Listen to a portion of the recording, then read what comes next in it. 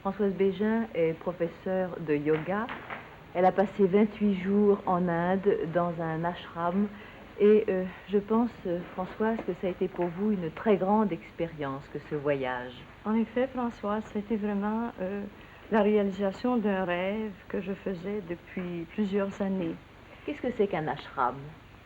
Voici, c'est un endroit où des personnes se réunissent pour vivre une certaine vie communautaire, mais disons dans des cadres très très larges, mais sous la direction d'un maître, enfin qu'on a jugé ou qu'on a désiré, dont on a désiré suivre la philosophie. Et l'ashram où je suis allée, c'est l'ashram de Sri Aurobindo, et c'était à Pondichéry, dans le sud de l'Inde. Si vous êtes allé là, c'est que Sri Aurobindo est votre maître à penser, en somme. Oui, après avoir cherché pendant plusieurs années, enfin, une philosophie ou une façon de penser, d'être dans le yoga, quand j'ai connu Aurobindo, c'est-à-dire que j'ai connu par des écrits, j'ai vu vraiment que, enfin, c'était le maître que je cherchais. Il y a yoga et hatha yoga. Alors j'aimerais, Françoise, que vous nous fassiez la différence qui existe entre les deux. Le yoga, c'est une philosophie, mais ce qu'on connaît, nous, c'est le hatha yoga, c'est-à-dire Oui. ces postures très compliquées, n'est-ce pas? C'est en Occident, enfin, on connaît beaucoup plus le hatha yoga, mais voici le hatha yoga, ce n'est qu'une partie, ce n'est qu'une voie d'approche du yoga total. Il faudrait peut-être que je vous dise donner le vrai sens du mot yoga, parce que le yoga, dans son sens le plus large, c'est la recherche de Dieu, c'est la recherche enfin, d'un perfectionnement toujours plus total, d'une prise de conscience toujours plus large de l'être. Et comment ces postures si compliquées, enfin qui nous paraissent si compliquées, peuvent-elles nous amener justement à cette recherche de l'être suprême? Voici d'abord les postures devant être faites avec beaucoup de tranquillité, beaucoup de concentration. Ça amène dans l'être plus de paix, plus de silence, plus de contrôle sur l'émotivité, plus de paix mentale. Et quand l'être entre dans plus de tranquillité, là vraiment on n'a plus d'occasion de prendre conscience de son être intérieur ou de son être psychique, c'est-à-dire l'être qui est vraiment la valeur, qui fait vraiment la valeur de l'homme. Est-ce qu'il est possible de faire le yoga seul ou est-ce qu'il faut vraiment, comme on le voit actuellement, faire partie d'une classe de hatha yoga?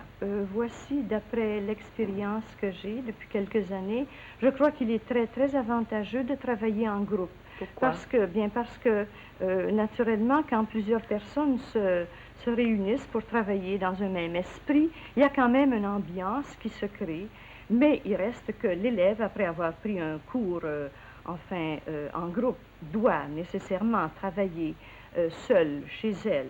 Pourquoi ces attitudes de prière quasiment, de prostration, Bien, c'est pour placer de plus en plus l'être dans un état de grande tranquillité, Je dis de prostration, mais grande c'est concentration. prosternement que je devrais dire. Oui, je oui, m'excuse. oui. Et voyez, quand on arrive à calmer, il faut vraiment calmer son corps pour travailler de cette façon, eh bien, ça nous permet d'entrer plus profondément dans son être intérieur. Et pourquoi ces contorsions? Enfin, ce qui nous paraît tout au moins être des contorsions. Bien, enfin, je pense que il y a vraiment une explication. C'est parce que le corps étant disposé, placé de différentes façons, ça influence ou ça change le changement, la circulation du sang. Et il y a enfin un changement de vitalité, d'accumulation de vitalité qui se fait dans l'être. Mais tout ça, Françoise, il ne faut pas l'oublier. Les exercices de Hatha Yoga que l'on fait, ça devrait être pour nous conduire plus loin. Ce n'est qu'une voie d'accès pour amener, amener l'être à prendre de plus en plus conscience du vrai sens de la vie. Qui nous échappe notamment dans notre Hélas, monde. beaucoup trop souvent, Oui, oui, on se laisse prendre enfin dans toute l'activité, dans tous les désirs de posséder, désirs de voyager. Parlons Enfin, de voyage justement, puisque vous revenez de cet ashram en oui. Inde, près de Pondichéry, n'est-ce pas? Situé où très exactement? Pondichéry, c'est dans le sud-est de l'Inde, c'est sur le bord de la mer du Bengale. Et alors cet ashram groupe combien de personnes? Actuellement, il doit y avoir 2500 à 3000 personnes qui y vivent en permanence.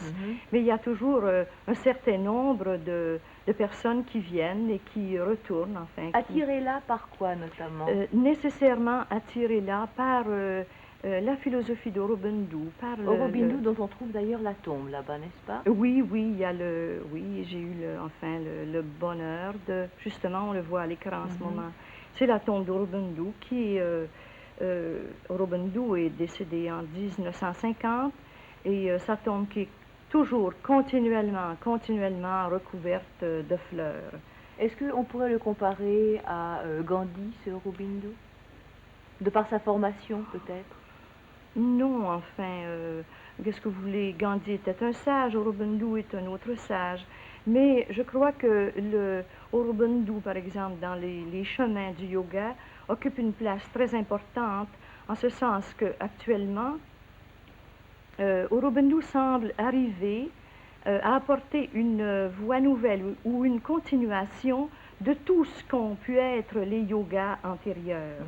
Et lui étant mort, qui a pris la succession en somme? Bien, enfin, voici, il faudrait dire d'abord qu'il a eu en la personne de la mère, cette personne qui actuellement, enfin, qui dirige l'ashram, c'est la mère qui, en 1926, a fondé l'ashram. Alors, c'était comme, disons, une ouverture aux gens du monde qui voulaient bien venir se grouper là pour y vivre. Cette mère a quel âge maintenant? Elle a 91 ans.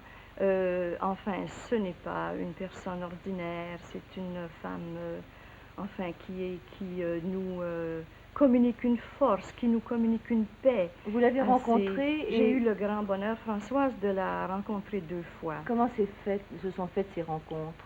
Bien, enfin, ce sont des rencontres, c'est très difficile à expliquer, comme c'est très difficile à expliquer le yoga, parce que le yoga, c'est une expérience vécue.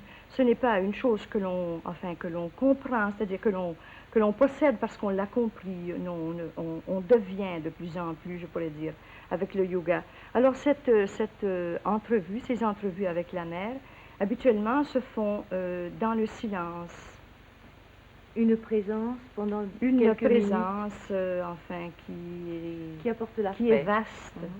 Est-ce que vous avez rencontré des gens fort intéressants là-bas? Certainement, Françoise. Oui, j'ai connu plusieurs, comme ce bon docteur Agarwal, qui est un vieux médecin qui s'occupe, par exemple, qui a une école pour le perfectionnement de la vue, des yeux.